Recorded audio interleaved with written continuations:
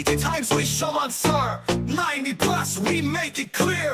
Skills so sharp you'll rise and shine. Coding logic, you're divine. 90% plus in exams, 100% in skills. আসসালামু আলাইকুম। আজকে আমরা Dhaka board 2024 এর একটা প্রশ্ন সলভ করব সিকিউ। লাস্ট লাইভে আমি একটা প্রশ্ন সলভ করছিলাম চ্যাপ্টার 5 এরই। ইনশাআল্লাহ নেক্সট লাইভে আমরা অন্য একটা অধ্যায়ের কোশ্চেন নিয়ে আসব অথবা এমসিকিউ নিয়ে আসব। এখানে আমরা একটা সিকিউ দেখতে পাচ্ছি স্ক্রিনে। মেশিন ভাষা কাকে বলে? প্রথম প্রশ্ন উত্তর হবে মেশিন ভাষা হলো মেশিনের বোধগম্য ভাষা। মেশিনের বোধগম্য ভাষা তথা 0,1 এই দুটি অঙ্ক দ্বারা রচিত ভাষা। এটা হচ্ছে একটা সংজ্ঞা। যদি আমি আরেকটা সংজ্ঞা লিখি, বলতে পারি মেশিন ভাষা হচ্ছে নিম্ন স্তরের ভাষা যা হার্ডওয়্যার লেভেলে কাজ করে, বুঝা বা না বলে এবং কার্যকর হয়। অথবা বলতে পারি 0 এবং 1 দ্বারা রচিত ভাষাই হলো মেশিন ভাষা। আরেকটা যদি বলি বাইনারি কোড দ্বারা লিখিত ভাষাই হলো মেশিন ভাষা। তাহলে দেখো আমি এখানে কতগুলো সংজ্ঞা দিয়ে দিলাম।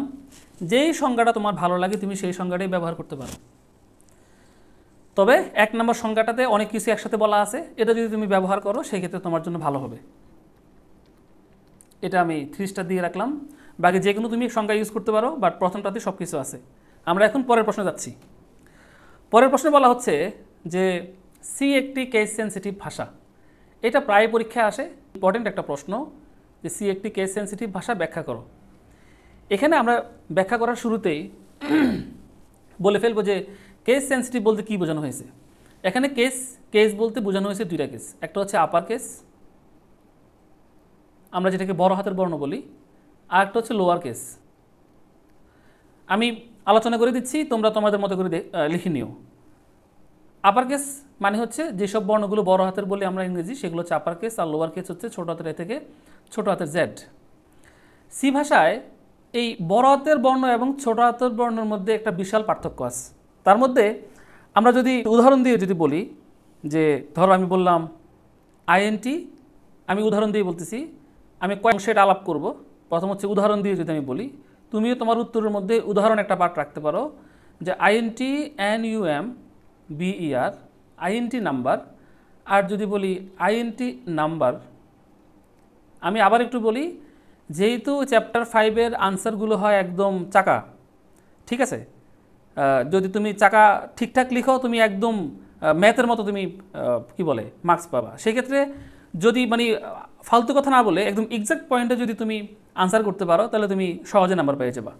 যেমন এখানে একটা জিনিস খেয়াল করো যে আমরা এখানে এই যে নাম্বারের এই এনটা লেখছি কিন্তু ছোট হাতের, আর এই এনটা লেখছি কিন্তু বড় হাতের, ঠিক আছে? এবার এখানে বলবো যে এখানে দুটি ভেরিয়েবল বা চলক ঘোষণা করা হয়েছে।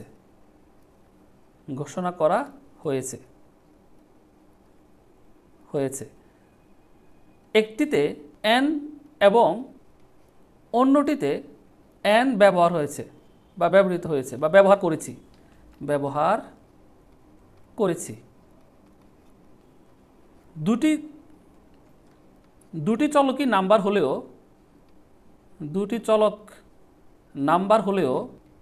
বা দুটি চলকের নাম্বার শব্দটি ব্যবহৃত হলেও দুটি ভিন্ন চলক তৈরি হয়েছে শুধু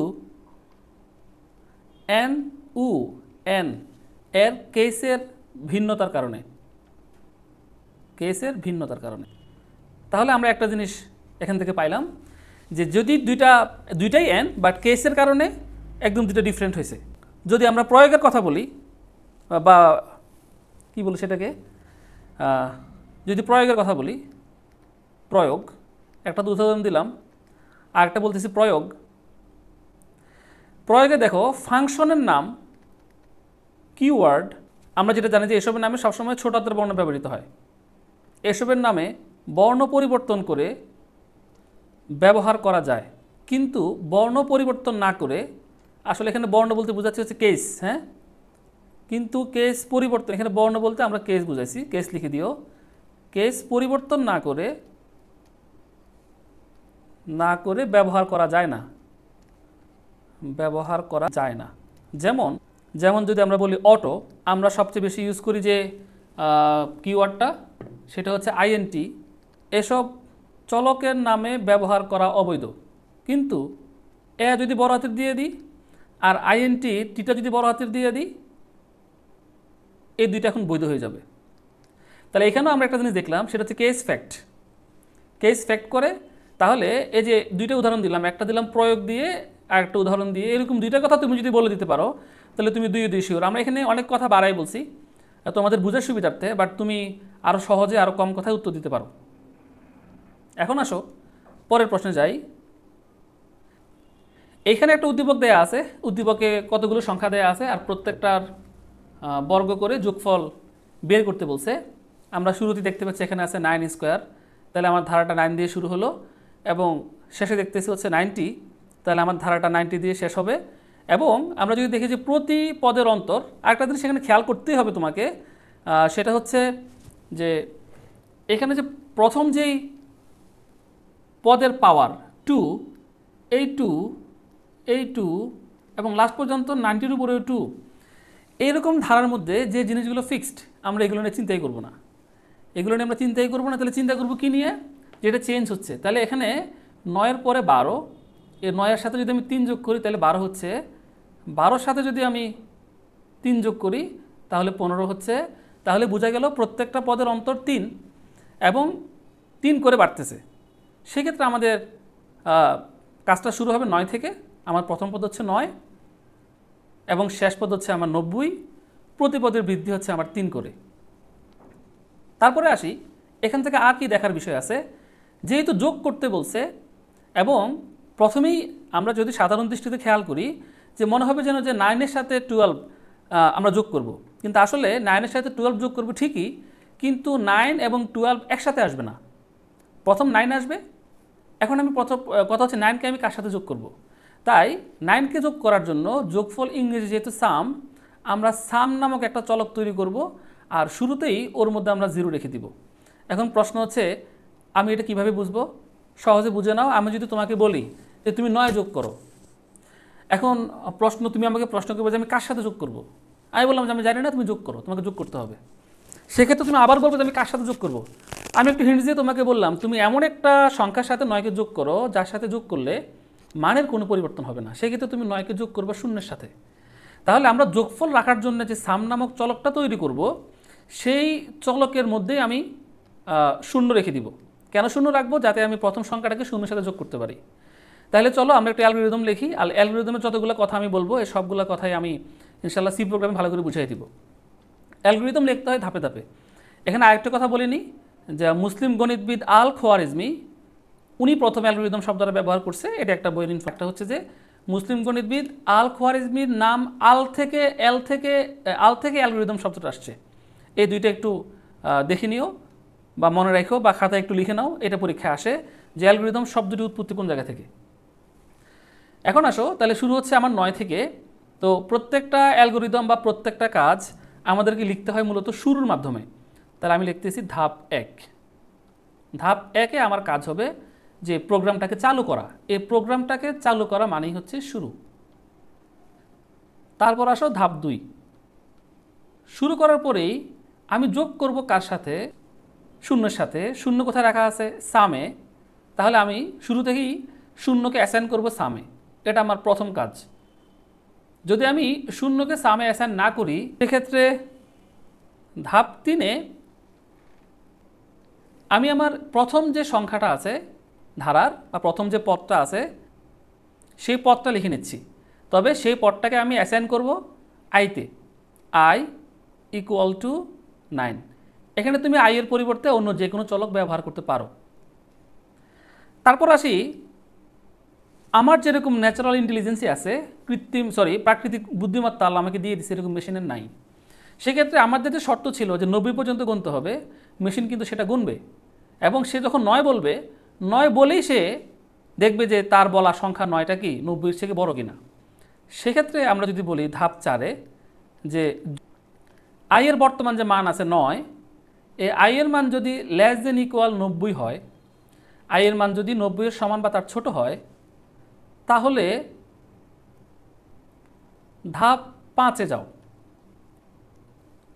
অন্যথায়, এই অন্যথায়ের জায়গাটা আমি একটু গ্যাপ রাখবো নিজের কারণে, মানে আমি এখানে আমি পরীক্ষা দিচ্ছি, সেক্ষেত্রে আমি কি করতাম, ধাপ এততে যাও বলে রাখলাম। এখন 4-এর পরে আমি 5-এর কথা বলবো। ধাপ 5-এ গিয়ে আমি কি করব, ধাপ 5-এ গিয়ে আমি যোগ করব, এই আই এর মানটাকে যোগ করব। তবে শুধু আই এর মানটাকে যোগ করব না, যেহেতু তাদের পাওয়ার 2 আছে সবার উপরে, তাহলে আই এর মানটাকে বর্গ করতে হবে। তাহলে আমি আই এর মানটাকে বর্গ করব প্রথমে। আই এর মানটাকে বর্গ করার পর তুমি দেখতে পাচ্ছ কিনা একটু বললো আমাকে, ফন্ট ঠিক আছে কিনা। এখন আমি আই এর মানটাকে বর্গ করব, বর্গ করে কার সাথে যোগ করব, 0-র সাথে। বাট 0 আমি কার মধ্যে রাখছি, সামে, তাই আমি লিখব সাম। যে সামের মধ্যে যে 0টা আছে তার সাথে আই এর মানটাকে বর্গ করে যোগ করো। আচ্ছা, যোগ তো করলাম, কিন্তু যোগ করে যোগফল রাখবো কোথায়, যোগফল রাখবো আমি আবার সামেই। এই সাম হচ্ছে আমার যোগফল রাখার জায়গা। তাহলে এখানে সমীকরণটা দাঁড়াইলো sum equal to sum plus I square. আমি যদি লাইনটা একটু এখানে বুঝাই, sum equal to sum plus I square, তাহলে সামের মান কত, সামের মান হচ্ছে 0, শুরুতে আমি 0 রাখছি। আর আই এর মান কত, আই এর মান শুরুতে আমি 9 ধরে নিছি, কারণ যেহেতু আমার প্রথম পদের মান 9, আমি 9 ধরে নিছি এবং 9 বর্গ হবে। তাহলে 0-র সাথে 9 স্কোয়ার মানে 81, 81 যোগ হবে। এই 81টা আবার এই সামের মধ্যেই থাকবে। আশা করি বুঝতে পারছি। এখন আমি যারা যোগ করে ফেলছি, 9 স্কোয়ার যোগ করে ফেলছি, এখন আমাকে 9 থেকে বের হয়ে মানটাকে বাড়াইতে হবে 3। তাহলে আমি 9টা হচ্ছে এখানে আই এর মান, তাহলে আই এর সাথে আমি 3 যোগ করব। তাহলে আই এর মান যদি 9 হয় তার সাথে 3 যোগ হবে, সেটা 12 হবে। 12 হয়ে সেটা আবার আই এর মধ্যেই থেকে যাবে। তাহলে আই এর মান একটু আগে ছিল 9, আর এই ধাপটা শেষ করার পর আই এর মান হয়ে যাবে 12। তারপরে আসি, এখন প্রশ্ন হচ্ছে আপনি 2টা লাইনকে একসাথে কেন লিখলেন, কারণ 2টার মধ্যে ইকুয়াল চিহ্ন আছে, আর ইকুয়াল থাকলে প্রসেসিং বোঝায়, তাই 2টাকে একসাথে লিখলাম। এই কাজটা করার পরে যখন আই এর মানটা বেড়ে যাবে, তোমরা যদি আমার কোনো কথা বুঝতে প্রবলেম হয় সেই ক্ষেত্রে কমেন্টে বলবে।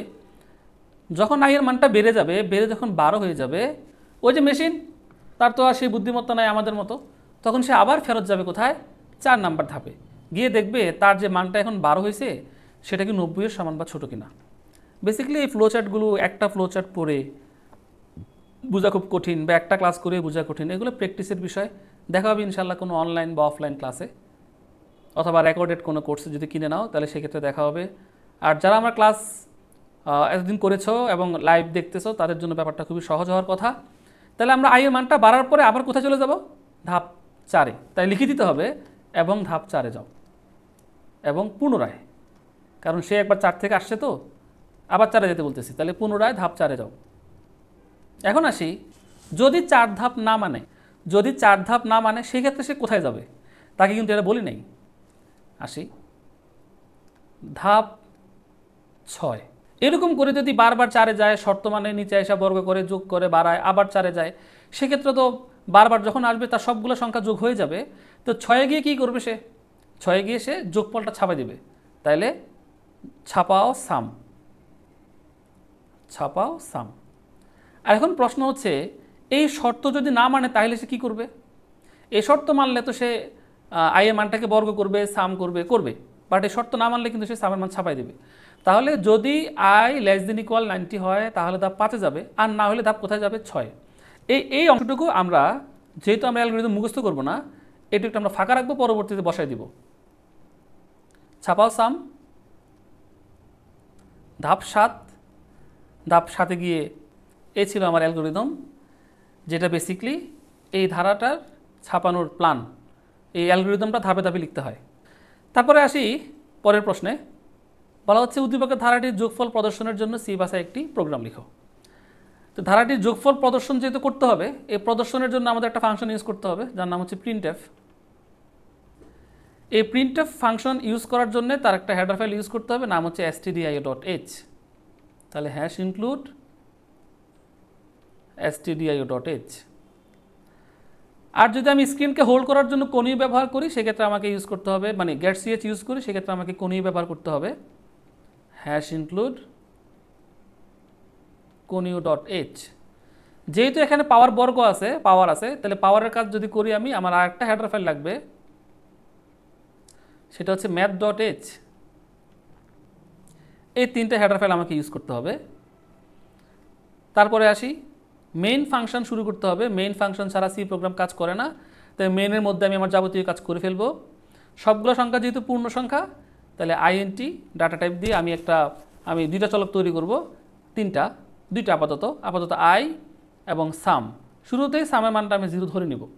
এই তারপরে লুপটা শুরু হয়েছে মূলত, মানে লুপ মানে একই কাজ যেটা বারবার হবে, সেটা শুরু হয়েছে 9 থেকে। তাই ফর আই ইকুয়াল 9, আই 9 থেকে শুরু হয়েছে এবং সে 90 পর্যন্ত গুনবে। তাহলে আই এর মান যতক্ষণ 90 থেকে ছোট থাকবে বা 90 সমান হবে ততক্ষণ কাজটা চলবে। প্রতিবারে আই এর মান মানে 9 হচ্ছে আই এর মান, 12 হচ্ছে আই এর মান, 15 আই এর মান, 90 একটা সময় আই এর মান হবে। তাই প্রত্যেকটা মান আই এর সাথে আমরা 3 যোগ করলে তার পরবর্তী মানটা পাই। তাই এখানে ইনক্রিমেন্ট রেটটা হবে I equal to I plus 3, অর্থাৎ আই এর সাথে 3 যোগ করতে হবে প্রতিবারে। ওকে, একটু বুঝতে পারার কোনো প্রবলেম আছে কি না? তারপর যে কাজটা করতে বলছে, বর্গ করো আর যোগ করো। যোগ করবো কার সাথে? সামের সাথে। কেন? কারণ সামের মধ্যে শূন্য আছে। তার দুইটা ব্যাখ্যা আছে, বাট লাইভ যেহেতু বড় করবো না তাই বলতেছি না কেন সাম ইকুয়াল টু 0 ধরলাম। তার স্পেসিফিক দুইটা ব্যাখ্যা আছে, ইনশাল্লাহ কোনো এক ক্লাসে আবার শিখিয়ে দিব। আসলে সত্যি বলতে সাসপেন্সটা ধরে রাখার জন্যে, মনোযোগ ধরে রাখার জন্যে এই লাইভ সেশনগুলো ছোট ছোট করা। তাহলে আমরা সামের সাথে আই এর মানকে বর্গ করে যোগ করব। তাহলে আগে আমরা আই এর মানকে বর্গ করে নেব। এই পাওয়ার ফাংশনটার কাজ কি? আমরা যদি বলি আই স্কোয়ার, এটাকে যদি আমরা সি ভাষায় পাওয়ার ফাংশন দিয়ে লিখতে চাই, আমাকে লিখতে হবে পাওয়ার আই কমা 2, অর্থাৎ আই এর উপর পাওয়ার 2, এটা আমাকে লিখতে হবে। তাহলে লিখলাম sum equal to sum plus power I comma 2। তাহলে সামের মান কত? 0, তার সাথে আই এর মান কত? 9, তার উপর পাওয়ার 2, এরকম করে যোগ করো। হ্যাঁ, এখন আমরা যোগ করব, কিন্তু যোগ করে রাখবো কোথায়? রাখবো হচ্ছে আবার সেই সামের মধ্যেই। মূলত আমরা সাম নামক ঘরটা তৈরি করছি বা সাম নামক ভেরিয়েবলটা তৈরি করছি মূলত কি বলে যোগফলটা রাখার জন্য। তাহলে আমরা সামের সাথেই আই এর নতুন মানটাকে বর্গ করব, বর্গ করে যোগ করে আবার সামের মধ্যে রাখবো। এই ছিল কাজ। আর যখন এই শর্তটা যখন মানবে না, তখন সে তো আর লুপে ঢুকবে না, চলে আসবে নিচে, আর নিচে এসে আমরা প্রিন্ট করে দিব সে সামের মান। বলবো টোটাল একটা সংখ্যা ছাপাবে আর সেই সংখ্যাটা সাম থেকে আসবে। এই তারপর স্ক্রিনটাকে হোল্ড করার জন্য গ্যাট সিএচ, যদি না দাও গ্যাট সিএচ সেক্ষেত্রে তোমাকে কোণীয় দিতে হবে না। আর যেহেতু এখানে আইএনটি ব্যবহার করছি তাই আমাকে ইউজ করতে হবে রিটার্ন 0। যদি রিটার্ন 0 না দাও তাহলে এখানে আইএনটি দিতে হবে না, বাট একটা রিটার্ন টাইপ তোমাকে দিতেই হবে, না হলে আধুনিক সি স্ট্যান্ডার্ডে তোমার প্রোগ্রামটা কাজ করবে না। তাই রিটার্ন 0 দিও, আর নাহলে এখানে ভয়েড ইউজ করো। এই ছিল প্রোগ্রামটা। এখানে আমি যেটা করলাম, এখানে ভেরিয়েবল ডিক্লেয়ার করলাম এবং ডিক্লেয়ার করেই সামের মধ্যে আমরা 0 রাখলাম। আই নামক একটা ভেরিয়েবল ডিক্লেয়ার করলাম। কেন এটা করলাম? কারণ আই এর মধ্যে প্রথম যে পদটা সেটা রাখতে হবে, যেটা হচ্ছে 9। তাহলে এখানে লুপটা কত থেকে শুরু তা বুঝাই দিলাম, এখানে শর্ত সেট করে দিলাম, এখানে ইনক্রিমেন্ট রেট সেট করে দিলাম যে প্রতিবারে পদের সংখ্যা 3 করে বাড়তেছে তাই। আর এখানে আমার যে মেইন ফাংশন, যে কাজটা বারবার হবে সেটা আমি লুপের মধ্যে লিখলাম। আর ছোট্ট এই লাইভ সেশনে তোমাকে খুব বিস্তারিত বোঝানোর কোনো সুযোগ আপাতত নাই, পরে হয় কিনা সেটাও জানি না, বাট তুমি বোঝার চেষ্টা করো। আর যদি কোনো কারণে না বোঝো আমাকে কমেন্ট করতে পারো। ক্লাসে তোমাকে স্বাগতম। সাইফ, ওয়ালাইকুম আসসালাম স্যার। ওকে, তাহলে যখন শর্ত কাজ করবে না তখন সে নিচে আসবে, নিচে এসে সে সামটাকে প্রিন্ট করে দিবে, এই যে সামটাকে প্রিন্ট করে দিবে। আর আমার বলছে যোগফল প্রদর্শন, এই প্রদর্শনের কাজটা মূলত আমরা এখানে করছি, যোগফল নির্ণয়ের কাজটা আমরা এখানে করছি। বারবার যে ঘুরে ঘুরে মান বাড়বে সেই কাজটা আমরা লুপে করছি। আশা করি বুঝতে পারছো। এই ছিল আজকের ক্লাস। আজকে আমরা ঢাকা বোর্ডের পঞ্চম অধ্যায়ের একটা কোশ্চেন সলভ করলাম। ইনশাল্লাহ দেখা হবে নেক্সট লাইভে, নেক্সট কোনো প্রশ্ন নিয়ে, হোক সিকিউ বা এমসিকিউ। ভালো থেকো, আসসালামু আলাইকুম।